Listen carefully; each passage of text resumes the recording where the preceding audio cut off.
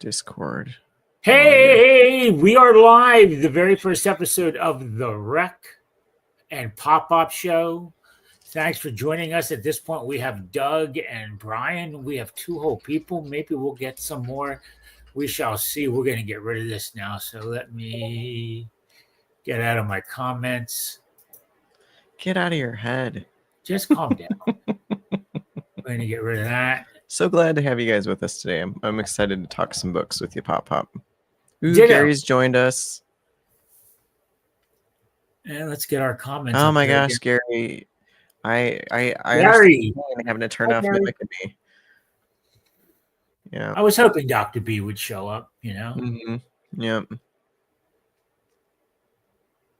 So what we're gonna do is we're gonna show up with each other periodically, maybe a couple times a month. Yeah. And see what's going on in LitRPG, talk about what we've been reading or doing. And the funny thing is, so far we have read totally different completely different books. Yeah. We were comparing notes and there's like zero crossover in our notes. Nope, none whatsoever. See, books. mine, yeah. I'm gonna shift here a little bit. My 6 that I've been reading, if you saw that one video, I came up with reading 6 books at a time. Those are the 6 books I am reading during the course of the day. That's crazy. I'm gonna slot books in and out of that 6. Technically, it's 7 because I went on to Royal Road, and I picked up Build, Fight, Survive by Fiddle Soup. Mm-hmm. And that's going to be my 7th month. Hello, Geneva. Yeah, I am impressed that you've got physicals on everything because you just read physical copies, right? I mostly 90%. Yeah. Plus, I do Royal Road because of Con and Stumbling Up. Stumbling Up introduced me to Royal Road. Thank you very much. Yeah. Reck Well. Yeah. Join on Royal Road. We're just the last chapter of book 1 on Stumbling Up drops tomorrow. So there you go. Yeah. Getting ready to get that sucker published and paperback version so I can have it on my shelf and actually read it again. Brian, no, it's not line by line. Jeez. Yeah. But minutes by minutes or chapter by chapters. Yeah. And then I also have some ebooks now as well because I'm forced to do ebooks at times.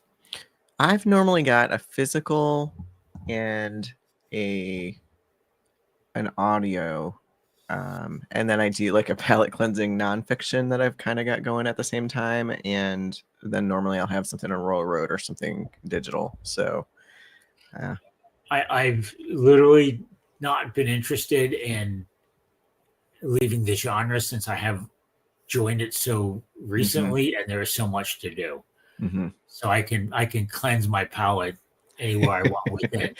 Well, it's funny because I'm like a palate cleanser, but like my nonfiction read right now is The Happy Writer, which is that's nonfiction. That's like helping you to prove yourself. Right. It's just how to prevent burnout, stay happy and stuff. And I've got other ones where there's a great I don't know where it's at, but there's some tactic like small party tactics for D&D.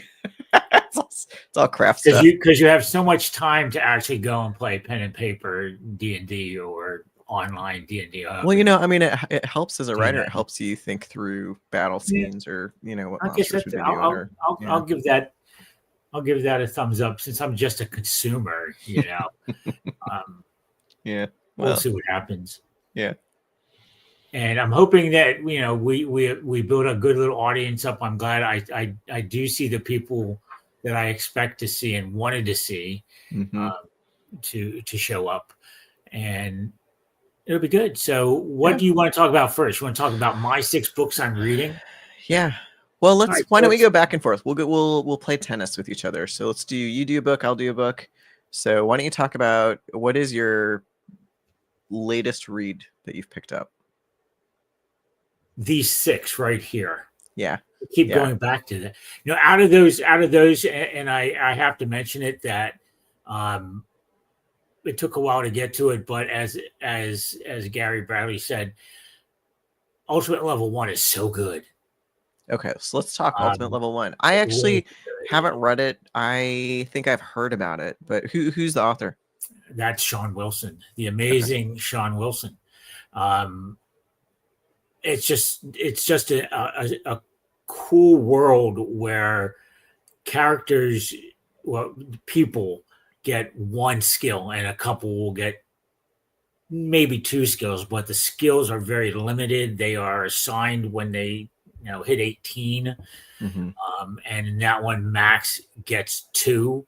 And when you get 2 classes or a quote unquote black class, there's a group of people who get rid of you, more or less. But in this case, Max survived, and now this is Max's story.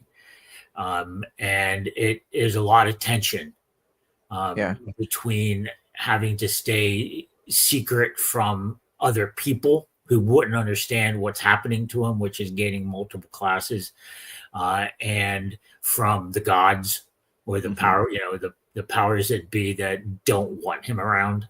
So it's just well written. He has great battle scenes. He's not overpowered. He is concerned. He's almost dies. It's just book 1. So does he stay in this book 1? Does he just stay with that single skill or 2? No, that's the thing. I don't want to really go into the details and crush the story and give it away. No, there's things that happen to him that he has to keep secret, that have to not be known, or naughty bad things will happen. So in your opinion, for Ultimate Level 1, is it the unique? I'm going to say one thing. Holy dwarf balls. How's that, Gary? That's a better one. Yeah. He has Thanks for that, nice, Gary. Thanks for that. So in your opinion, for Ultimate Level 1, is it the characters, the unique system? Is it the narrative, humor? Like, what is it about Ultimate Level 1 that just puts it's the unique system that that the class builds upon. And even with the class building, Max has issues that he has to confront, how to control it, how to manage it. Well, I think that settles it for me. I mean, that puts it on my TBR, because I'm just a sucker for a new, like a game-changing system, or just a new take on, kind of the regular tropes for LitRPG. So, and it is, and it's developing, and I really gotten pretty far into it. And with this, the system I have, I really like it. So I'll go into more. So now, talk about yours. Okay. I'm going to start off. I did a podcast. I'm not going to talk about too long. I'm going to talk about bog standard isekai. It's worth talking about. I am not a huge anime fan. It's maybe just a few people are trying to convince me. I'm working on it. But isekai has been, since I started reading LitRPG, it's something I hadn't, it's like, okay, it's just a different entrance into the world. And I think that bog standard is probably it is top 2 or 3 isekais I've read, just because it, it's those isekai has all those tropes about, Miles and I talked about it, about how, most isekais, it's like, oh, I'm going to introduce hamburgers to this world that doesn't know what hamburger is, and it's just introducing things from our world to this kind of alien world. This one doesn't really do that. It's more about the character exploring the world and what the world is, how it's different, and what it gives to the character. And it's well written. It's got a plot arc, and there's a lot of, I've read book 1, 2, and 3, just kind of binged them, and I got to the end of book 3, and I was like, ooh, I can't wait till book 4 comes out on audio, because I did it all audio. But I can't wait for book 4 because he does a great job of wrapping up a plot line and then being like, here's a bunch of more things that you need to consider that's going to happen to the character. It's like, ooh, I can't wait. So, yes, Saga, this is live. Yeah. Saga Scribe wants to know if this is live. Yeah, yes, we this are is live, Saga. on PopPop's YouTube channel. There is like a 5-second delay between the chat, so if you chat in there, we'll get to it. With the Isekai character in Bog Standard, does he recall his past life, where he came from? Does he recall how he got there?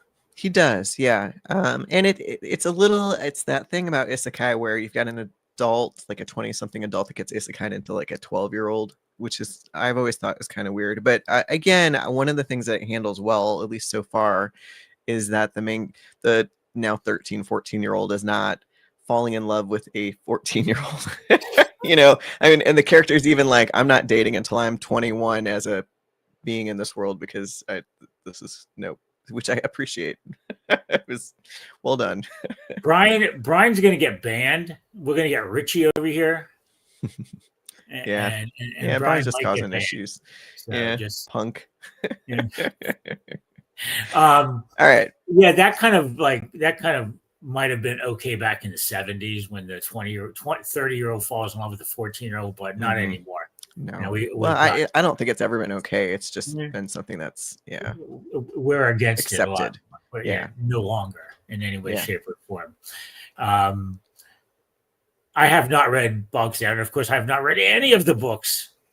Yeah, it's crazy. We had our 2 lists completely independent. So, and the reason I asked, because I've read some isekais where they just have no or very memory.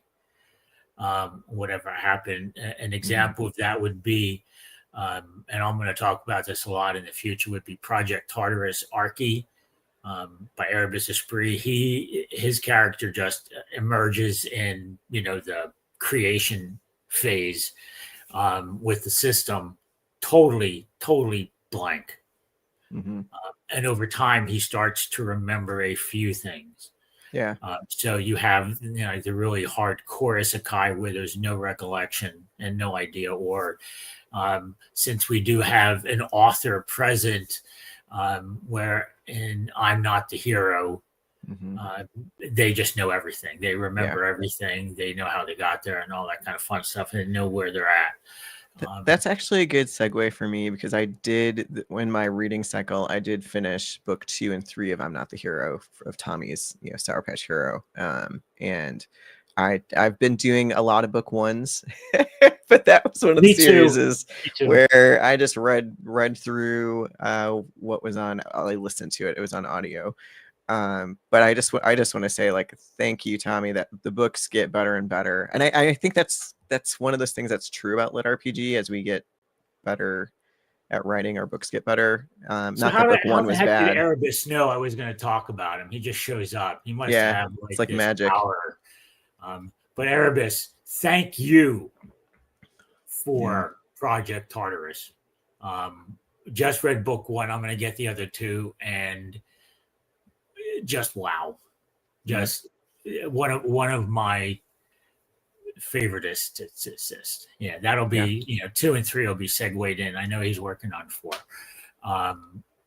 So I'm going to talk about another one of mine, and I'm going to actually pull this one out. Yeah, it is your turn. Meanwhile, for those last 2 books that we mentioned, we've got both authors in the chat. So I'm Not the Hero and Project Tartarus. Can you guys put, when is your next book going to come out on physical and audio for everybody, so you just have it in the chat? And also, if you want to put a link, post links up there as well. Yeah. Since we don't have an admin yet to do that. All right. So here is my next read. Drew McGunn. I've seen this one. Drew McGunn is a real name. That's not a pen name. Right. Okay. So a hard reset, a good old post-apocalyptic. This is Drew McGunn's first LitRPG book. He has written a series in the past, and right before this one, he put the 7th book out. It is a I don't know how it's adjacent. It's that a character wakes up, the protagonist ends up in someone else's body in 1830s Texas and changes the history of the Texas Revolution. So that whole 6-story series I read 10 years ago. Okay. Whatever. And then all of a sudden, a few months ago, I saw a hard reset. And so I drew my gun. I said, oh shit, I've got to buy this. It's a 14-year-old in a post-apocalyptic world with a couple of his friends and a few people that survived the town. System imposition is horrible. It's even worse than the Ryan Maxwell's imposition of, in grand system vending. This system is just horrible. It just destroys everything. Tons of people die. It's really hard to gain XP. It is hard to create a village. Everything is brutal. So is it grimdark? Is it dark? It's not. It is not grimdark. It's not like jazz. Okay. But it is just hard. It is not an easy lit RPG. It is not. If you look at Shadow Sun by Will Marth, that's always, for most of it up until the major traumatic episodes and halfway through the series, that's almost a romp in the park, where everything goes relatively easy within their system. But in this book, it's not, and I cannot wait to finish it and get to the second one, which is called Hard Landing. Mm-hmm. So hopefully he'll be able to continue more, and I'm going to do more. I'll do a couple book walks about this and try to get a little bit more publicity for Drew. That's usually what I do, right? That's part of what I do. Yeah. So your book, Hard Reset, it's got hard in the title. It's hard, right? Oh, it's brutal. It is. What is that? What's attractive about it? What is the thing that catches your imagination with it? It is the brutal nature. Okay. It's just not easy. Yeah. They're learning by the seat of their pants. The goblins, hobgoblins. I mean, it has all the good old normals, kobolds, bugbears. They have all the good old normal monsters, but they are a little bit tougher to kill. Got it. I mean, Max has an easier time of it in Ultimate Level 1, even though he has some tough battles. Yeah. But these poor guys, just have it brutalized. So you like a tough journey, it sounds like. That's part of the appeal. In this book, yes. I mean, I like all apocalypse. I have not met an apocalypse I haven't liked. You've told me that apocalypse is your favorite subgenre. At this point, it is. Now. But then again, I'm going to like regression as well, because I think by the very definition, regression involves some sort of apocalypse. Yeah. Or apocalyptic.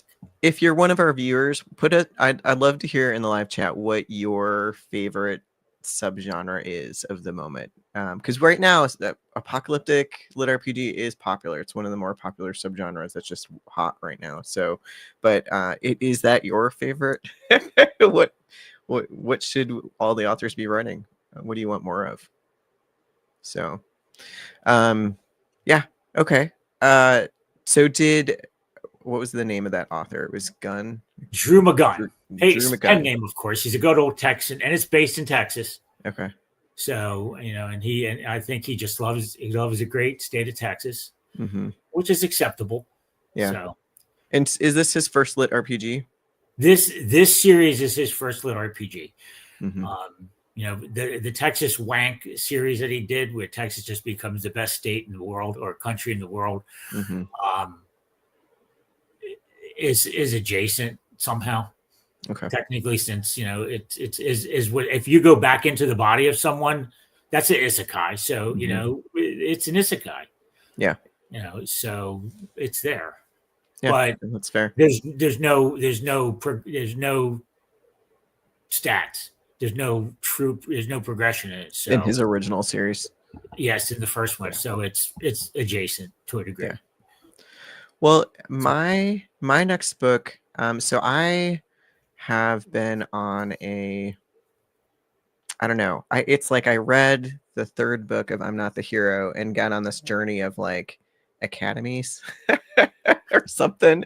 And so I've read Thank 3 God books. Brian's not here because he'd yell at me for Well, not I mean, that's the funny thing because that is actually what I'm reading. I just finished book 1 of Quest Academy. Thanks, Gary, for the poke on reading it. And I've got the physical book, but I listened to it. And yeah, it's really satisfying journey.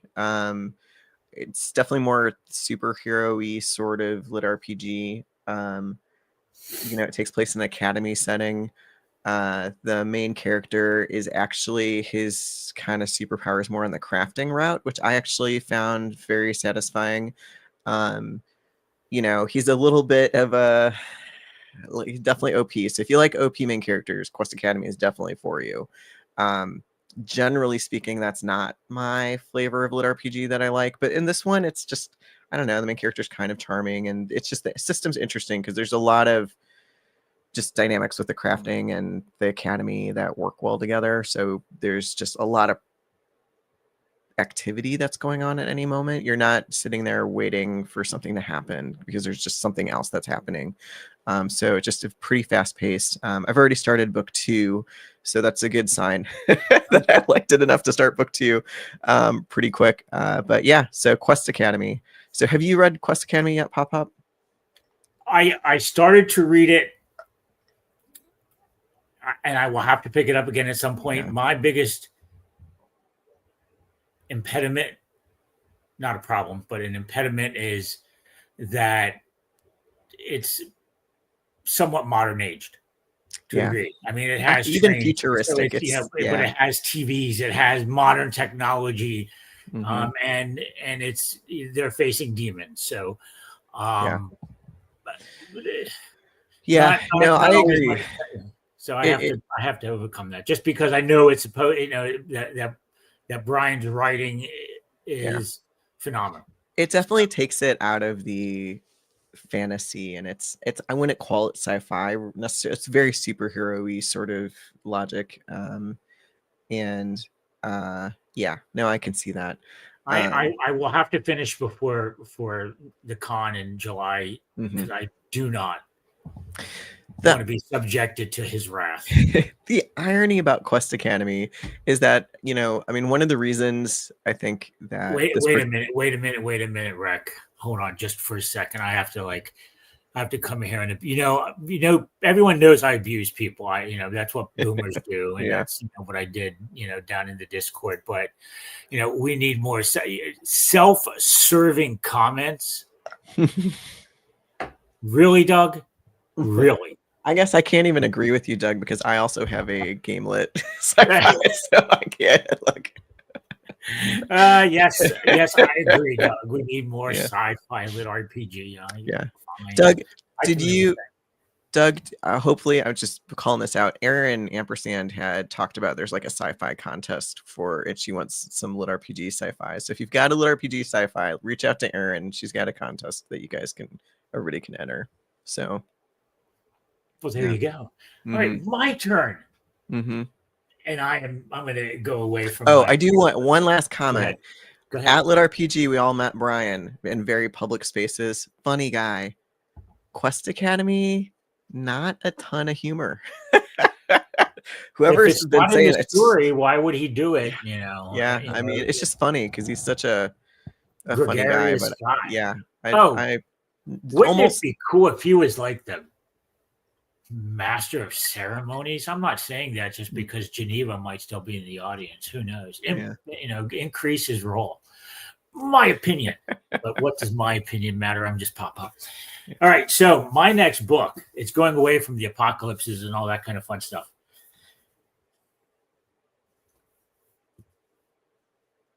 Magic Murder Cube Marine. Magic Murder Cube Marine. Alex, that looks wild. He had a really weird name. Is that a seagull? Pardon me? No, it is a horse that earns a unicorn horn. So it's not a unicorn. It's okay. It's an upgrade. That's an upgrade. So isekai into a world that knows there are people coming, that just have, isekai people all the time. There are gods involved, god awful humor.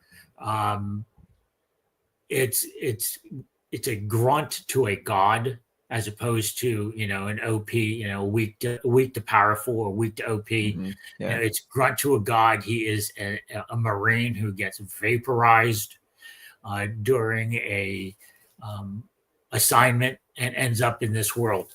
The gods, were fighting over to get him as a champion, and apparently there was some sort of kind of like, I guess would be a gelatin. What do you call a cube? Mm-hmm. Yep.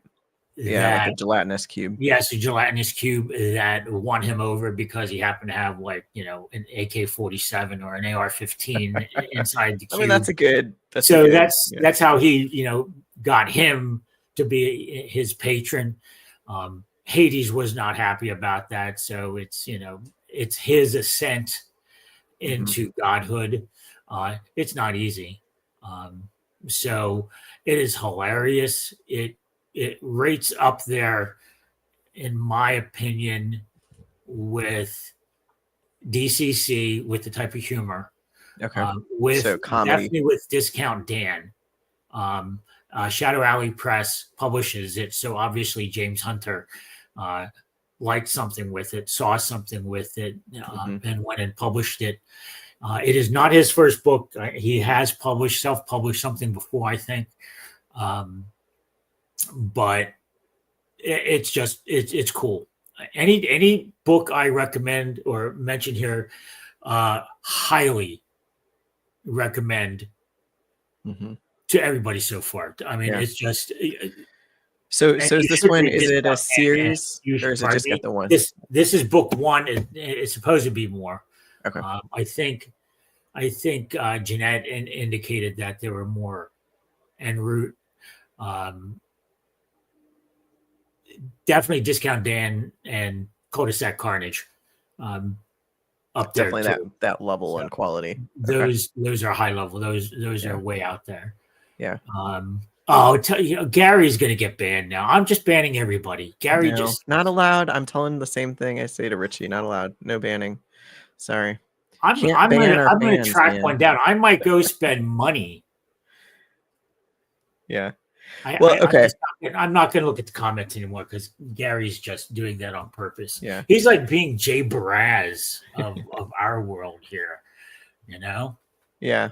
Well, I'm gonna go and talk about another one of the books that I've read lately, and it's got a similarity in Quest Academy, not from an academy perspective, but Quest Academy mentions a lot of main characters or like professors at this academy are LitRPG authors.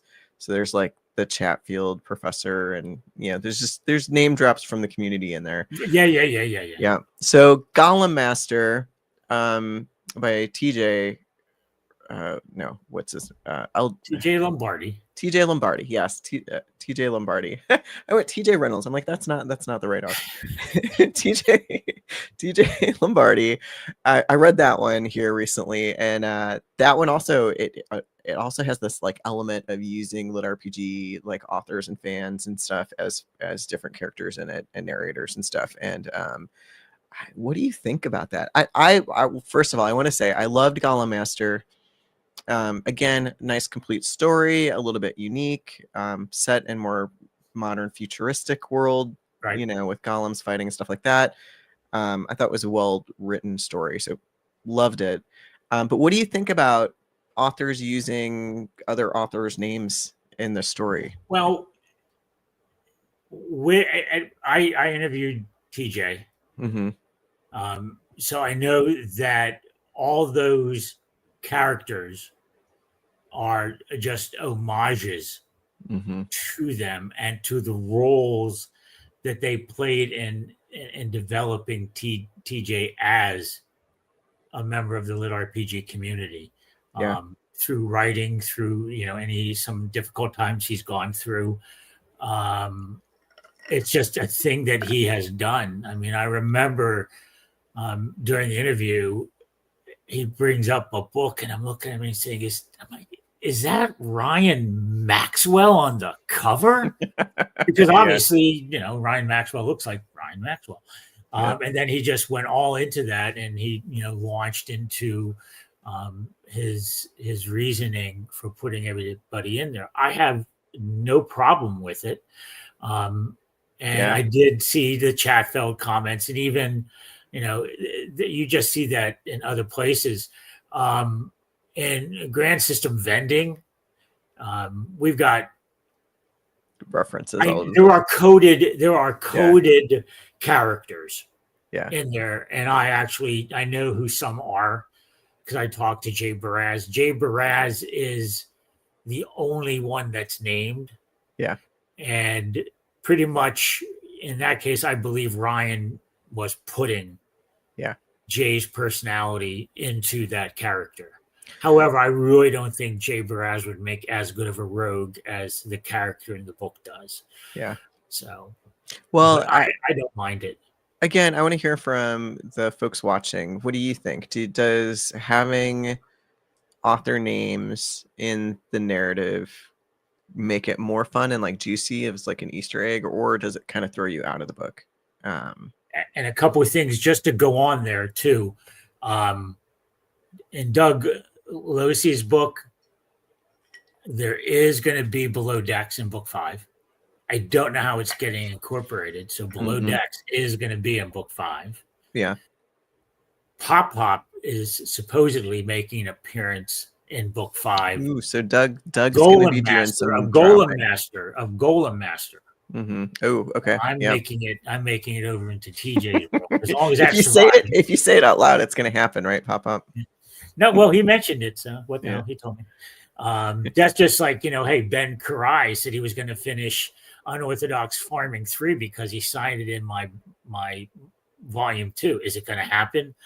I don't know, but you damn well sure I'm going to. We should just start rumors and just be like, Oh, I do it all the time. Yeah, and I remind Ben that too. So, I don't mind it. As long as it works in properly. If it's just an inane sequitur, it's just yeah. I can live with it and just go. I know there are several chat field comments where there's a general chat field, or there's I mean, he's pretty popular. Easter egg nod. Yeah, it has to work well, in my opinion. It's funny because there's a few Genevas out there too. So I guess my question, you guys aren't telling me whether you like it or not, but let me know if you like. Is there somebody that you want in a book? So Doug does want to be in a book, but is there some personality in the LitRPG space that you're like that person? I haven't seen him in a book, and I want him in a book. So, well, there you go. And we don't. And here you don't have to get paid, because I know if you pay, $1,500 or $2,000, someone will write you into a book. But yeah, no, this is just. I'm not that desperate. Yeah. I mean, the Tuckerizations for charity and stuff. I mean, that's cool. That's like, I did that. If it's for a cause like that, absolutely. Yeah, like Andrew, won the Tuckerization for Stumbling Up, and he has a whole. It's funny because sometimes those Tuckerizations they're supposed to be just like a mentionable, like a throwaway merchant or whatever, and Andrew ended up with a whole 15 chapter arc dedicated to his Tuckerization because it's just so good. He just gave me a lot of good information. I mentioned that. I said, Jay, you got Tuckerized, and he's like, Jay Baraz does not get Tuckerized. It was like, oh my God, I offended the poor guy. Yeah. So, all right. So Golem Master was mine. What's your next book? My next book. And he doesn't even know I'm going to do this. I should have told him. Gary is going to be the Bone Queen because he won the Tuckerization from Rachel and Aoife. That's amazing. So, Gary, are you going to dress up as the Bone Queen at the next con? I want to see this costume. I am going to track down a freaking real imitation Versace robe on my own. And God damn it, I'm going to wear it to the con. So you're going to be Dan? Yeah. Even if James Hunter does not get me the one that he promised me so long ago. Gary's saying he's just going to be a ghost, which, I mean, okay, that works. He's You're just gonna walk around with a ghost sheet over your anyway. head. He's a volunteer. That's true. He just hides. He does a stealth thing, and he takes care of everybody. Yeah. Are you gonna as a ghost? Are you just gonna put a sheet over your head? Is that the white makeup? I don't know. That'll work. That'll work. So my next one is The System Rises by Lucent Steele. Again, pen name. I know who it is. I don't know if he's outed himself with regard to his no outing him. Yeah. Mm-hmm. So I'm keeping it Lucent Steele. Mm-hmm. This is a little bit different. This is at this point pre-apocalyptic. Mm-hmm. And in this case, the hook line is the apocalypse is engineered. Okay. So you have a billionaire who creates a system, which is maybe the most realistic view, considering the state of the world these days. But there's also a regression component in it. The very first chapter is someone dropping back from like a few hundred years or 1,000 years in the future. Uh-huh. And at this point, that was just like a red herring because it hasn't shown up yet. Mm-hmm. So this is just the creation of the system before and pre-imposition on the world. Okay. So I like the fact that it is pre-apocalyptic, and he's creating something. So this one, as you can see, again, this reading 6 books at a time, I am through 50% of a lot of these books, which if I was just reading one at a time, I would literally still be at some point, and it would be a lot slower. But this keeps me fresh and moving all throughout. So good. 3-system series, 3-system book. Second one's called Liminal Space. I forget the third one. It's cool. It's a fun read. They have gotten to the point where they're into the virtual VR component of it, where they're actually being introduced to the system. There's about 18 people that are going through a tutorial. Nice. And that's when so before, they're the ones who are going to be like, they're the council that's going to guide the world once everyone's forced to take the 2 potions that heal and then restore.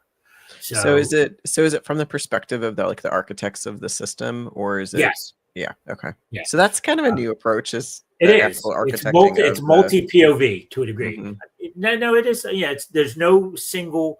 Well, the main character, the creator of everything, he's gone now. So he's given himself up for that. That's awesome. Nobody is short of Jay Krause. We all know that he's tall. Yeah. Yeah. Especially when you put that helmet on and the high heels under the armor. No, I'm sorry, Brian. The height is in his hair. It is. And I've got some hair height, but Jay's got me. No, he beat you, Reck. He beat you. He's got that. Mm-hmm. I think Sydney has to take care of that because, yeah, I don't. There's got to be hairspray or gel or something. He just can't do that on his own. Yeah.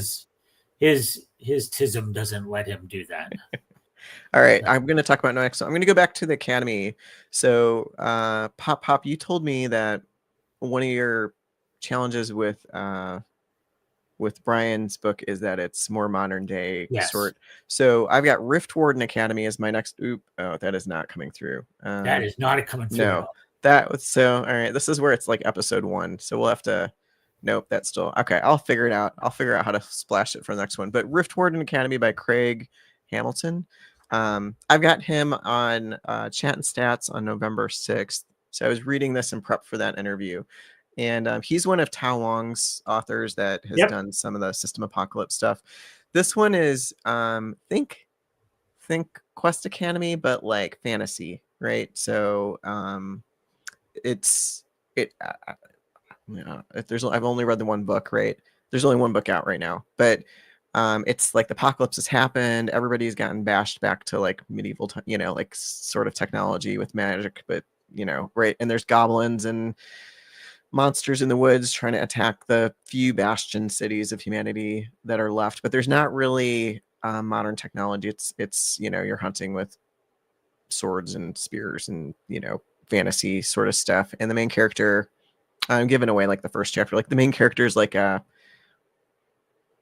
orphan, like scavenger, and ends up impressing one of these Rift Wardens and gets a token to get into the Rift Warden Academy. And so then you've got this academy setting. It's very magic-y, and there's some crafting components. And the main character has some OP powers that he's developed in his scavenging career early on. And it's fun, and that it's well written. I think that's one of the things that impresses me about kind of Tao's, the authors that he's creating through kind of his process of System Apocalypse, is that you end up with these authors that have a really good understanding of pacing and detail and systems. And so you really see that in Rift Warden Academy too. So I guess what we'd have to figure out too, going on with the Tao system, is that how KT is with her library reset? As she did the Town Under. Yeah. KT's a little different because she had a bunch of books before Tao, right? And then did Tao's books in the middle, and then has gone back to like a library system reset, right? Where I think like Jason and Craig, I don't think that either one of them had books before working with Tao. So yeah. But I mean, KT also is a very good author. In my opinion, her I haven't read her Tao book, so I don't know what the comparison is. I've only read a couple of Tao's, and I've gotten 20% into the way of Jason's, but it is just brutally long. And there's a bunch of people that have read KT, and so let me know. I mean, like in my opinion, I would guess that KT's style is fairly distinctive from just kind of System Apocalypse style in general. But let me know. I haven't read her System Apocalypse books yet. Thank you for that, Geneva. Now I'll have to go read another book since you mentioned it. And obviously I love the land so much after she mentions it. So she gives really good recommendations. So Library System Reset, I'm pretty caught up on. And KT's releasing the next Library System Reset here, I think in the next month. I have book one on the shelves back there, but it's good. And Andrea is the narrator. She does an awesome job. So, but it's fun. She's actually inspired me. KT, when she put out Library System Reset, she did this like interview or something where she said, I really want people to be inspired to write more LitRPGs about libraries. And let's just create a new subgenre of dungeon core. How about library core LitRPG? And I'm all for that. There is a museum core out there. There is a museum out there. So I don't recall who wrote it right now, but I know I've seen it advertised out there. So it's you can have everything. I mean, if anyone's going to do it, Jonathan Brooks can do it because that's all he does. He loves his cores. I think somebody was like, he's single-handedly saturated the core market because there's got so many of them. It's like, all right. So now I am going to. Jen's calling me out for not telling them about the Museum Core book. What's the name of it? Museum Core. Is it Museum Core? Find it. I don't have time. There you go. Yeah. I saw it advertised just last week, and it's definitely. I was like, I need to read that. All right, so here goes me, and if you recall my posts, I go on and on and on, even more about this guy than I do Erebus Esprit, because Erebus Esprit is a great writer and a narrator. There, okay, he has to love me now. He's going to have to interview with me. He's going to have to at this point. Obligated. Kenny King. Now, Kenny King has a system optimization series of books, which are totally different from his earlier books that are on ebook. And I'm not going to read them until he actually puts them in paperback. He actually put volume 1 of How I Became the World's Strongest Warrior by Using Basic Attacks. That's because of me. Did he? Yeah, I bugged him enough. So he's at least made one sale, is what you're saying. Well, he has more. He's actually these books, if you take a look at Amazon, they are way up Yeah. high. I mean, they sell. They are very popular, and they're just cool.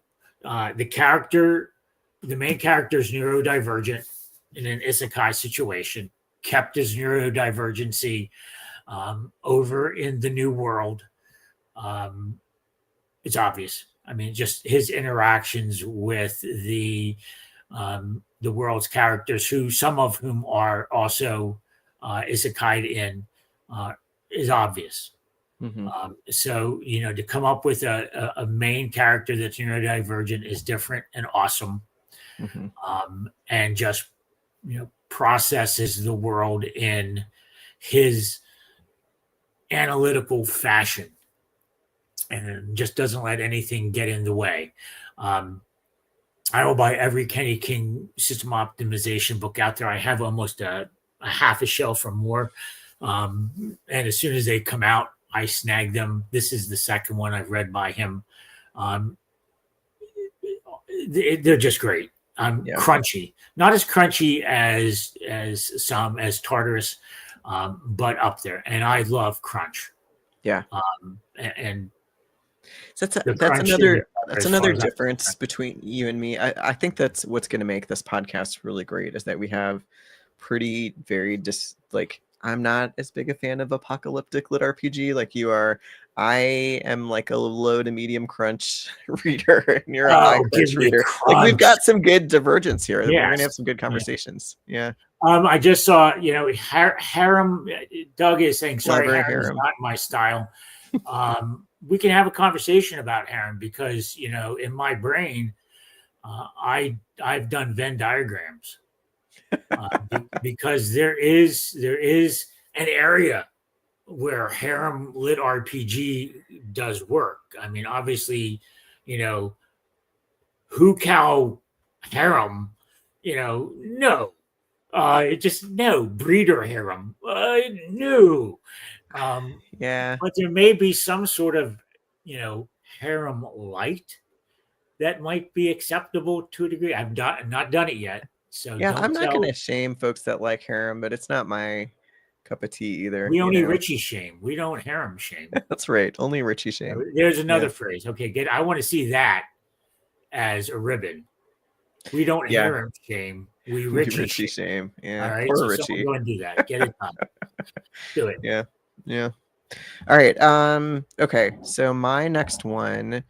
So I have gotten a lot of recommendations from people, and one of the authors that people are like, oh, you haven't read Seth Ring? Like, what are you? Where do you live? Under a rock? And I was like, okay, well, I guess I gotta go read Seth Ring. So I picked up I've read that much of Seth Ring. Yeah. So I picked up the Exilian syndrome. Exilian yeah. syndrome. And I've read the first couple books in that. And it's I really like it. I listened to it. Again, I've listened to a lot of my lit RPG. I will read it, but for the most part, it's listen. And it's like the world is very Quest Academy world, where it's this kind of futuristic. You need to expand your horizons, Reck. Come on, man. Hey, man, I've read like 6 or 7 books in the last month, so all Academy apparently. Well, yeah. So I read Seth Ring's series, and it's funny because there's some. It's the book is, again, it's a little bit more on the superhero realm, and I'm not a big superhero reader, but this one was fun. The main character gets some. He's kind of a alchemist and like a butcher of monsters, and uses their parts in alchemy, and it's got this kind of fun progression where Levi, that's a valid use of harem. He ends up getting into like a prison in like book 2 or 3 or whatever, and it's a very fascinating read. I enjoyed it. It's well written again. I think what sets it apart is kind of the alchemaic butcher side of it, and how the the world works because it is this more futuristic. And we keep saying that there's no room in LitRPG for sci-fi. Nobody says that, but everybody says, sci-fi doesn't sell in LitRPG. And I mean, this one's pretty sci-fi. I mean, we might be able to classify it as something else. I think it can work. I mean, just to throw back something, Fight, Build, Survive by Fiddle Soup, who I love because, Immersive Inc. had that whole bot issue with me. I wasn't human. But Fight, Build, Survive is science, is spacey. Yeah. And it's a lit RPG. I'm calling it, definitely, or at least like game lit. It's got the AI. It's got all good. You have to build, you have to create. So it's base building and all that. So that's all science fiction-y based. I think that'll do well when he's finished it. So now see who publishes it and go from there. There's space for it, right? I mean, people are obviously reading it now. Whether they've just been tricked into reading it because it's superhero or it's apocalyptic, and then they have laser guns. I don't know, but people are reading it. So I think there's that Doug Losi. He has a science fiction issues, series as well. But yeah. So have you read elsewhere? Because that is also one that I've. So it's nice. Let me just talk about Doug's book for a second. I interviewed him a month ago or so, and Elsewhere is fun because Doug kind of turns. See you, Tommy. Ciao. Doug's got some twists to his dungeons, and his main character, it's not just a slash and hack sort of dungeon experience. There's just a lot of just kind of ingenious tactics that the main character does. And that's my favorite part of Doug's book. But yeah, I mean, it's another, guy gets dropped in the middle of nowhere on this alien planet and has to figure it out, sort of lit RPG. And the progression in that first book is awesome. One of the things also about Doug's book that I really enjoy is that the main character gets, it's not like the first book that you're talking about, Ultimate Level 1, where he gets like 1 or 2 skills. Doug's character gets like 20. And when I was reading it, at first I was like, oh no, Doug just gave him 20 skills and you're going to forget. Dog is much better than cat. My dog just moved. You're gonna forget what these 20 skills are, and then the main character uses them. I mean, like continuously remembers what skills he has and leverages them. And that's what happens with Ultimate Level 1. He gets too many. He's getting so many. Yeah.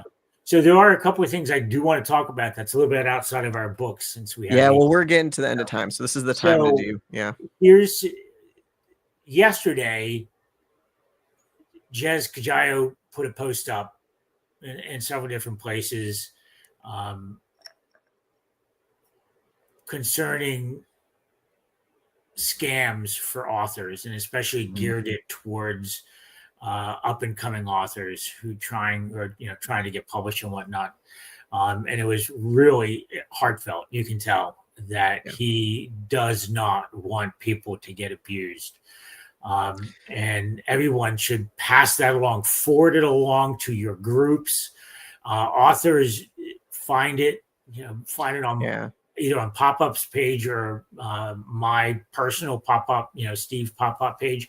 Friend Jez, spread it. I haven't seen it wide. I haven't seen the post, but it's amazing. He did it, early East Coast time was halfway through the day. So I will say that scams, I get an email or a message a day, sometimes an hour. It just depends on the day, but there's a lot of stuff floating around. So take a look at it. Right. If it's too good to be true, it is. Yeah. If somebody wants your money, it's a scam. And again, I am not a paid, I don't get paid by Jez or Legion. That's Geneva that gets paid by Jez and Legion. But there was another big post. Athon put the big post out about the hardcovers that are coming in 2026. And both Rhett and Jez are posting that, hey, let's go and get pre-orders done, because pre-orders on Amazon and Barnes & Noble, Booksmart, any place, but the pre-orders will help that series, Athon's hardcover series, get into the bookstores starting in March. There are some. Age of Stone shows up in July, I think. But Zogarth's Primal Hunter is showing up there as well, and a few other books.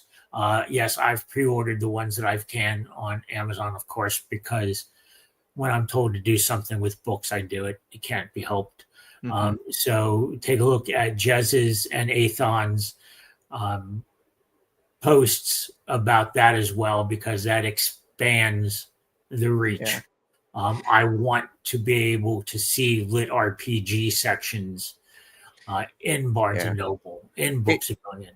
It's awesome to see, Dungeon Crawler Carl in Barnes and Noble and stuff, but we really need to get some other LitRPG books in there. And I will say, as an independently published individual, I can get my books in bookstores if I physically go to each bookstore and talk to them. And that's not really the Barnes and Nobles. That's your local indie bookstores. Maybe we need a whole session on how to do that, but it's a pain in the butt. So everybody, anybody, Atheon, Legion, Mountaindale, Shadow Alley, whatever presses are getting into bookstores, that's going to help all of us. Geneva's going to hate me now. Yeah. I doubt that. All right. Got any other announcements for us, PopPop? I did, but I lost it. I'm old. I forgot what I was going to say.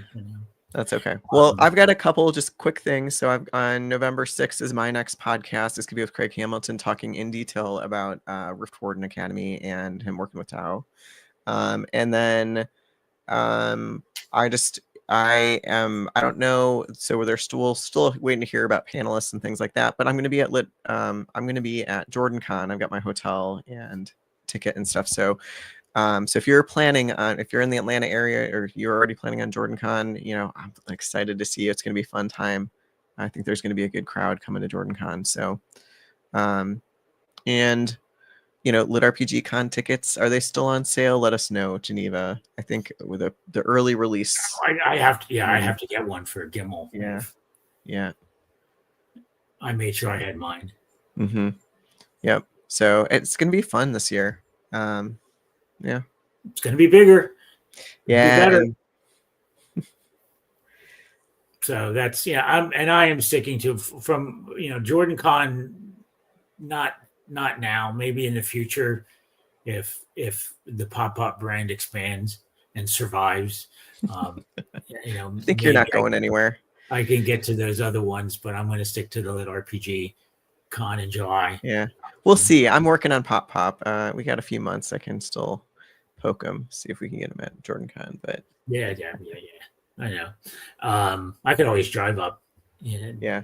It's not that far away. I still kick myself in the pants that 2 weeks before LitRPG Con Mountaindale press was at Epcot, Dakota, and they have those Mickey Mouse. They do go. I didn't go up.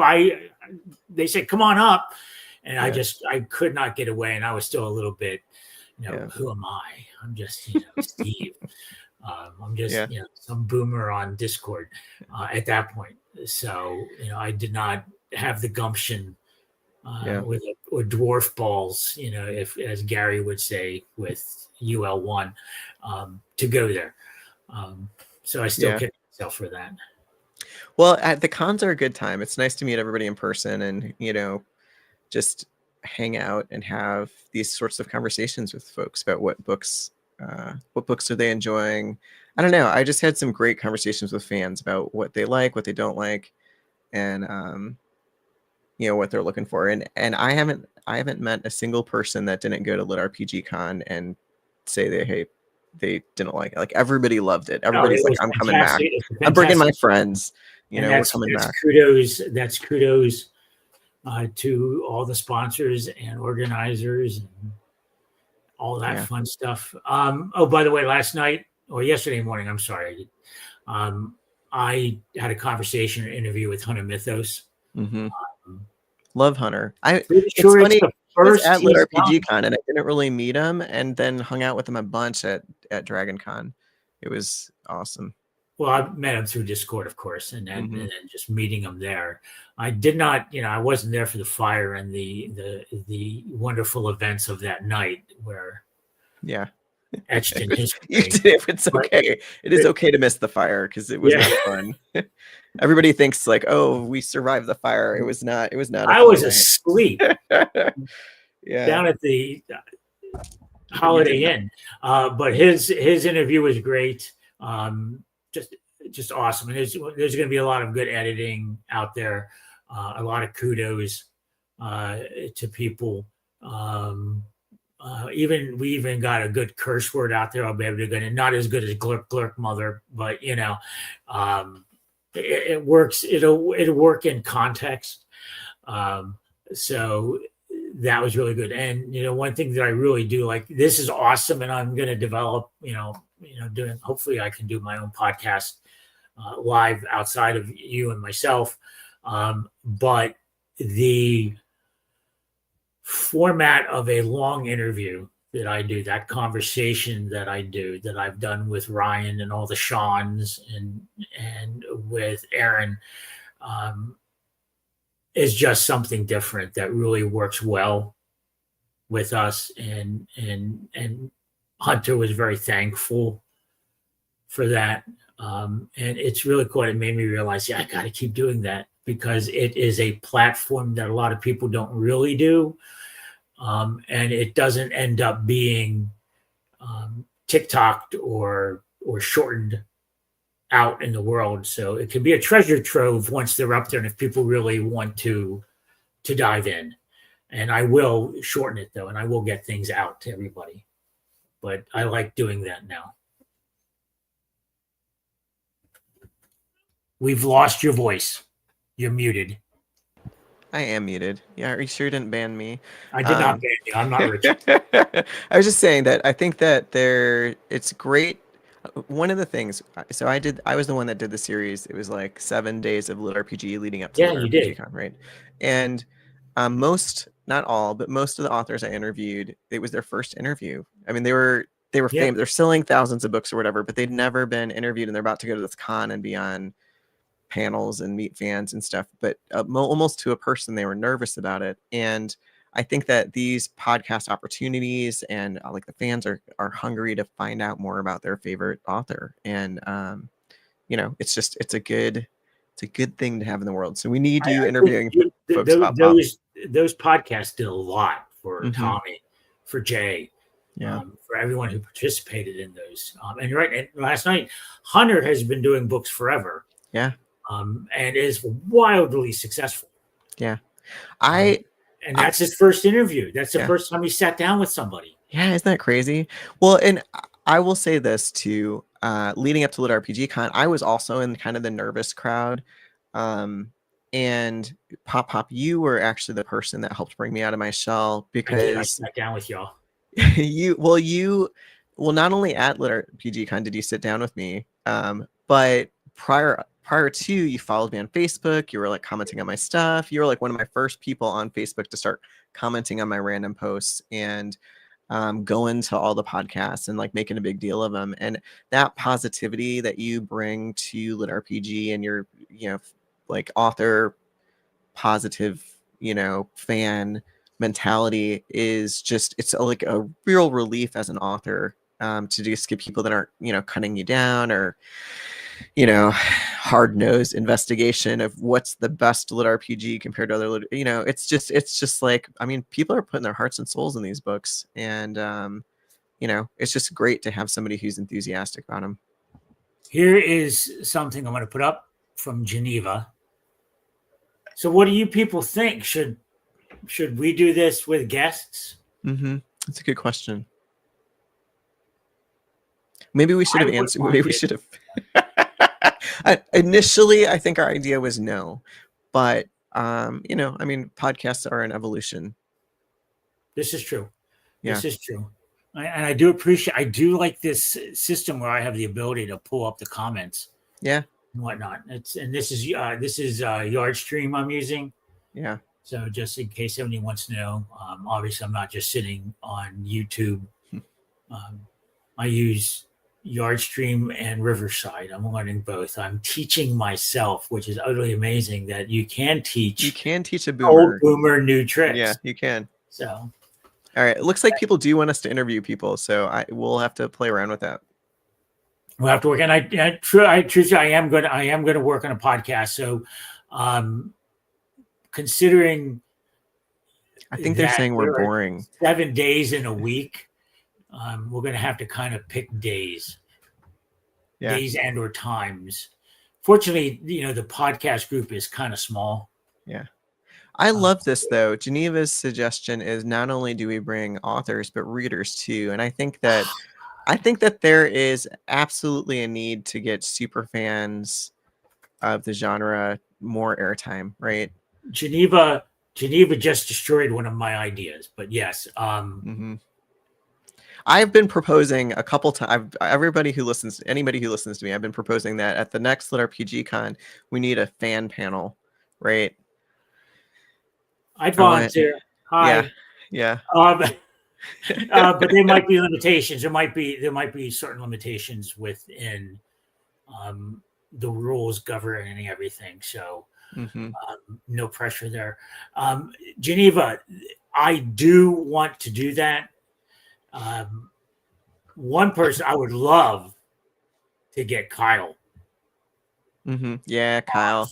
Kyle has to be on the fan panel too. That would be an amazing interview to sit with him, because his reviews of LitRPG Con were just utterly amazing. The way he approaches the authors, he's as much he's a good super fan supporter, author fan as I am, and that I think that would just be a really awesome interview. And beyond that, Yardstream lets you put up to, somewhere between 5 and 10 participants into a live stream. So that may be something as well. Maybe we have some, I think the term that is being used by Brian is fannels. Maybe we have some fannels leading up to LitRPG Con. That could be a fun, online. We could play around with that. Pre-con panels? Fannels, yeah.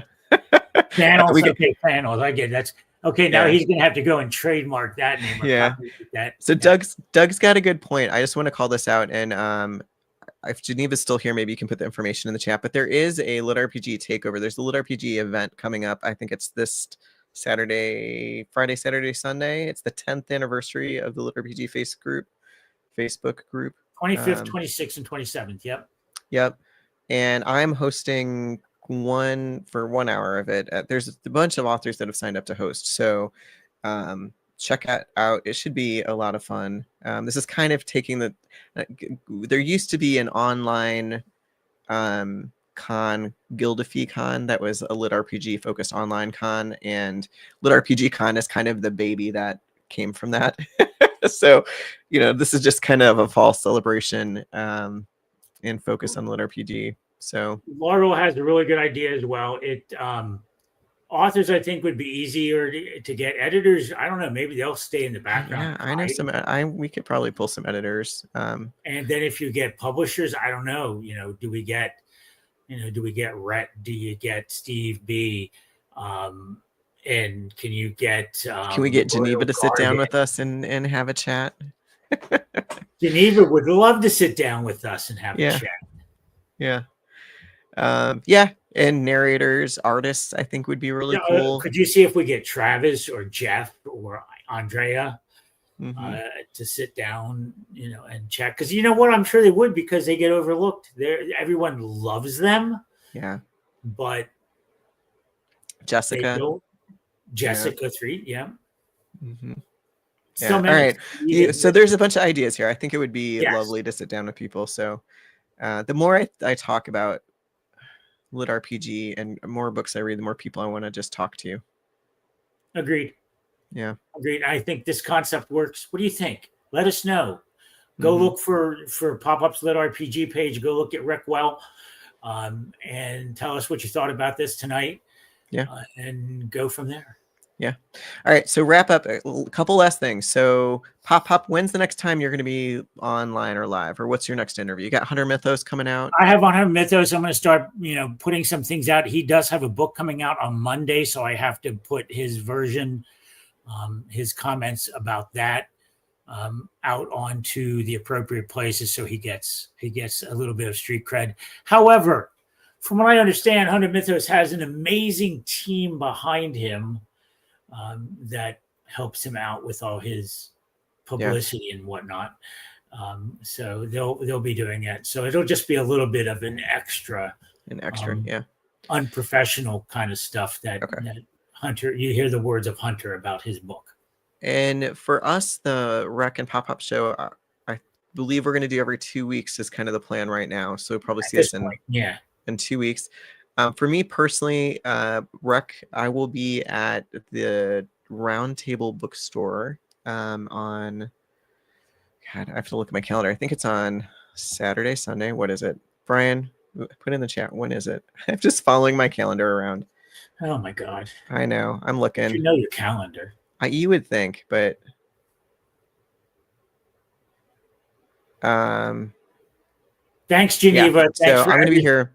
I'm going to be at Roundtable at 4:30 in Topeka. I'm doing a book launch for Voices from the Void. It's a creepy anthology, and our own Brian Rustler got into the anthology. So congratulations, Brian. You are now a paid author. So there's going to be a little book launch party. Online, though, I'm going to be on November 6th. I'm going to be interviewing Craig about Rift Warden Academy, so you can catch me on Chat and Stats for that one. So there you go. Yeah. All right. Thanks, everybody. We'll see you in 2 weeks. Ciao, guys. Thanks for joining. Have a good rest of your night. And see ya. Bye. See ya. Bye.